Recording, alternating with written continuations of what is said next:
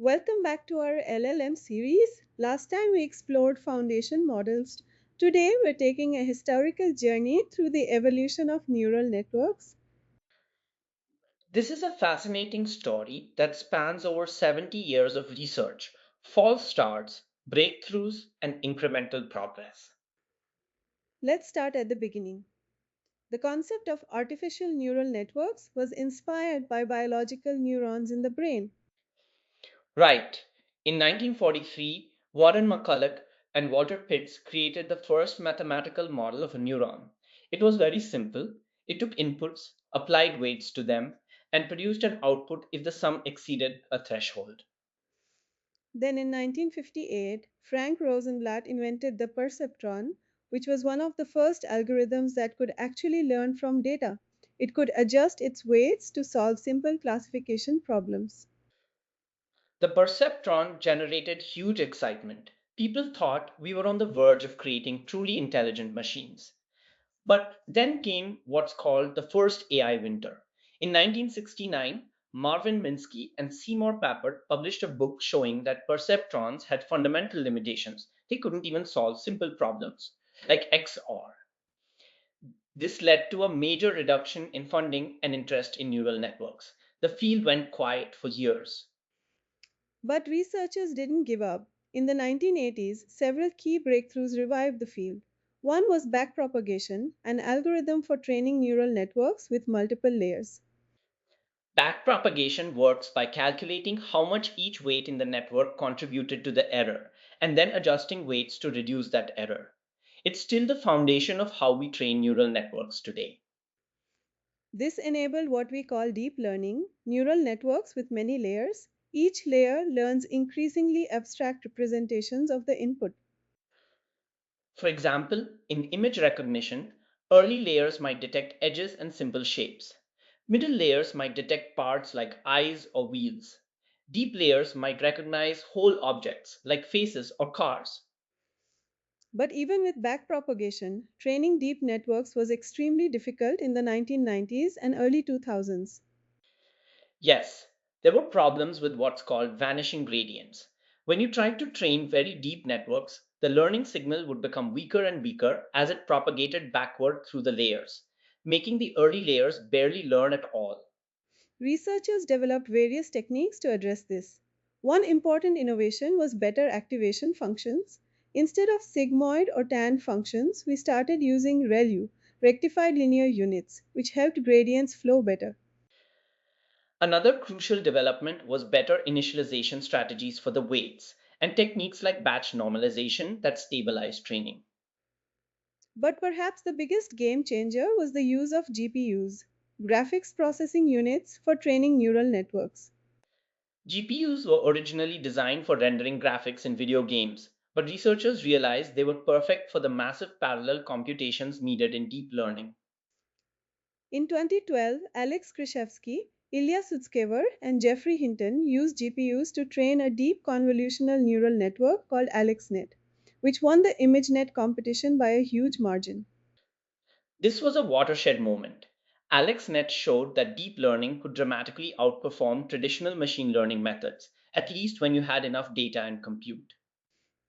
After AlexNet, the field exploded. Researchers started building deeper and deeper networks. VGG had 19 layers, ResNet had 152 layers, and some experimental networks went even deeper. ResNet introduced residual connections, which allowed gradients to skip over layers. This solved a lot of the training difficulties with very deep networks. Now, for language tasks, the architecture of choice was recurrent neural networks, or RNNs. RNNs process sequences one element at a time, maintaining a hidden state that captures information about what they've seen so far. This made them well suited for text, speech, and time series data. An important variant was LSTMs, long short term memory networks. LSTMs had special gating mechanisms that helped them remember information over longer sequences. LSTMs and another variant called GRUs, gated recurrent units, became the standard for language modeling and machine translation in the early 2010s. But RNNs had limitations. Because they process sequences one step at a time, they are slow to train. And despite LSTMs, they still struggled with very long sequences. This brings us to 2017 and the paper we mentioned in episode 1. Attention is all you need. The researchers at Google introduced the transformer architecture, which completely replaced recurrence with attention mechanisms. The key innovation was self attention, which allows the model to look at all positions in a sequence simultaneously and determine which parts are most relevant to each other. Instead of processing the cat sat on the mat one word at a time, a transformer can look at all six words at once and compute relationships between them in parallel.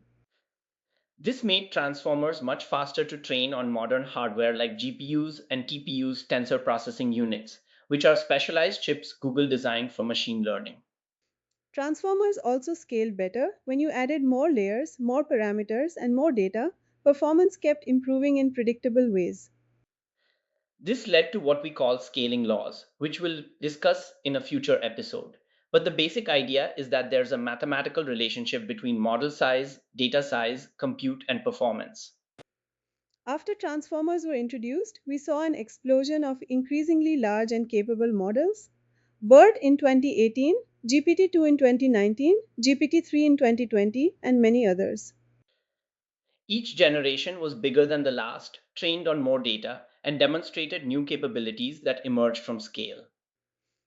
So, to summarize this evolutionary journey, we started with simple perceptrons in the 1950s, went through AI winters and revivals, developed backpropagation and deep learning in the 1980s and 90s, leveraged GPUs for breakthrough results in the 2010s with convolutional networks and RNNs, and finally arrived at transformers, which enabled the large language models we have today.